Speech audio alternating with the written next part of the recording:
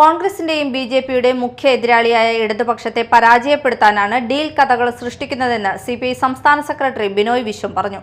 ഒരു വർഗീയ ശക്തികളോടും LDF വിട്ടുവീഴ്ച ചെയ്യില്ല. വർഗീയ ഫാസിസ്റ്റ് ശക്തികളെ അകറ്റി നിർത്തുന്ന പച്ചത്തുരുത്താണ് കേരളമെന്നും ബിനോയ് വിശ്വം പറഞ്ഞു. എല്ലാവരും പറഞ്ഞു കോൺഗ്രസിന്റെ കോട്ടകളിലേക്ക് രാജ്യം മുഴുവൻ അപ്പോൾ ജയിക്കുമോ എന്ന്. അന്ന് കൊടുങ്ങല്ലൂരിൽ നമ്മൾ ഉയർത്തിയ കൊടിയാണ് ഈ കൊടി. ഈ കൊടി അന്ന് മുതൽ ഇന്നുവരെയും നാം ഉയർത്തിപ്പിടിച്ച കൊടിയാണ്.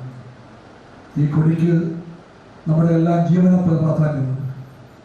ഈ കൊടിയും ഇതിൻ്റെ ആശയങ്ങളും ഇത് മുന്നോട്ട് വയ്ക്കുന്ന പുത്തൻ കേരളത്തിൻ്റെയും ഭാരതത്തിൻ്റെയും ലക്ഷ്യങ്ങൾ അതിൻ്റെ എല്ലാം പ്രത്യേകമാണ് സഖാവ് സുനിൽ.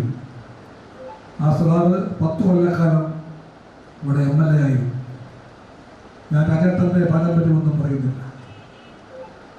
കമലേശ്വരൻ്റെ പാരമ്പര്യം അത് ഞാൻ പറയുന്നില്ല. പാരമ്പര്യങ്ങളെല്ലാം നമുക്കറിയാം. അതുപോലെ പൂർണ്ണമായിട്ടും നമ്മുടെ കൂടെയാണ്. കൊടുങ്ങല്ലൂർ നിയോജക മണ്ഡലം LDF സ്ഥാനാർത്ഥി അഡ്വക്കേറ്റ് VR സുനിൽകുമാർ കൊടുങ്ങല്ലൂർ മണ്ഡലത്തിൽ നടപ്പിലാക്കിയ സമഗ്ര പുരോഗതിയുടെ 10 വർഷങ്ങൾ എന്ന വികസന രേഖ പ്രകാശനം ചെയ്ത് സംസാരിക്കുകയായിരുന്നു ബിനോയ് വിശ്വം. CPM ജില്ലാ കമ്മിറ്റി അംഗം M രാജേഷ് അധ്യക്ഷനായി.